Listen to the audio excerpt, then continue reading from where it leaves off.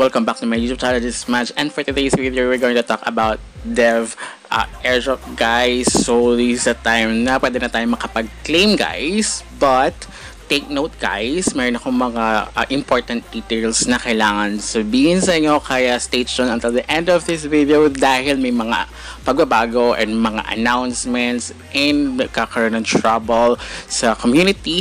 So pag-uusapan natin yan in this video.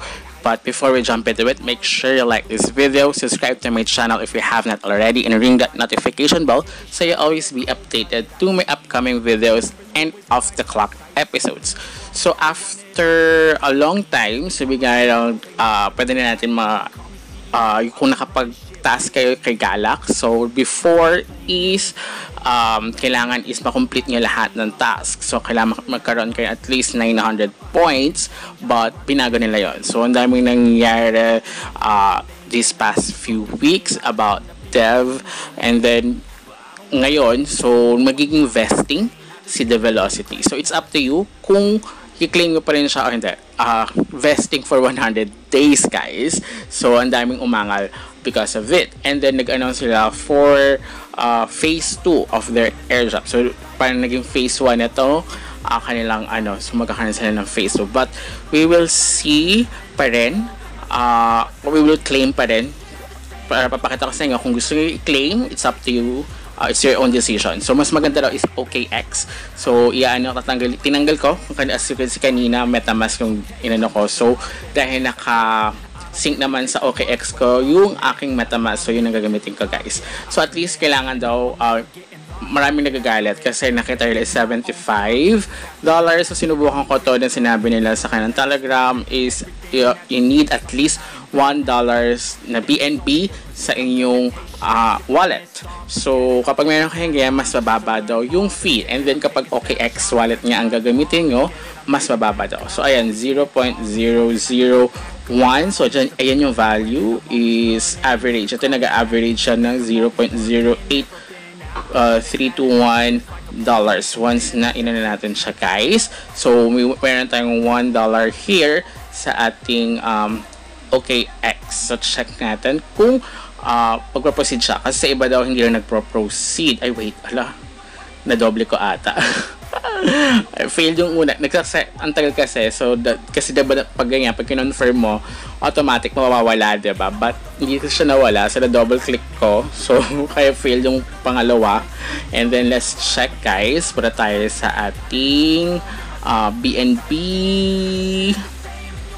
And ayun nga, naka-lock siya, guys, kasi nga vesting siya for 100 days. So pwede nga lang siya ma-withdraw once na, or mailipat after the 100 days. So itong countdown, mag-start yung 100 days after the countdown, guys. So if you want to claim your Dev, you still have faith in Dev Velocity, guys, you can claim it, guys. It's up to you.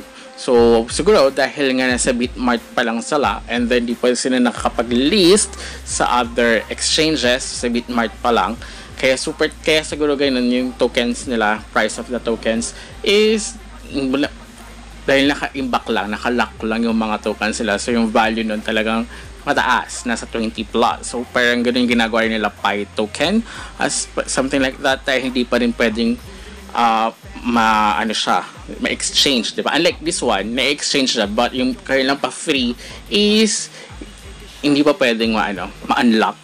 Kaya ang daming nagagalit sa community because of it. And then biglang 100 days vesting, kasi yung pagka-claim nila, hindi nila ma-withdraw papunta sa kanilang Bitmart. Dahil daw parang lumalabas dun is wrong contract address. And yun nga yung bigyan lang dito nilang sinagot nila na yun nga, it's 100 days nakalock siya. So after the countdown, after the claiming period, dun pala mag-start yung counting down ng 100 days. So take note dyan, guys. Just mahalaga yan. So kaya yung iba is ayaw nila na mag-claim, but kung gusto nyo i-claim, kung talagang malay nyo, diba? So 100 days, kung ngayon is May, so parang papalo siya ng May, June, July, September.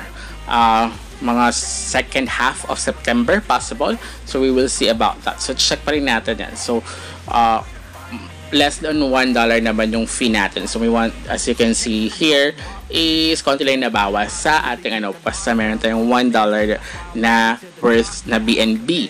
Kasi kung wala yan, ang lalabas dyan is you need maging gas fee nga is $75, which is hindi nga naman siya mawi-withdraw kung wala naman talaga kayo wala naman laman yung BNB nyo, diba? So lalagyan nyo rin siya basta at least $1.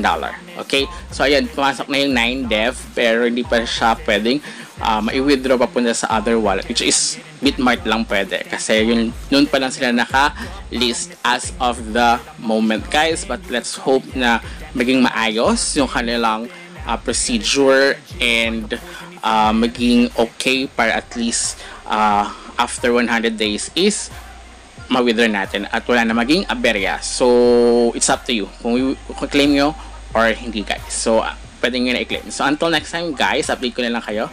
Goodbye!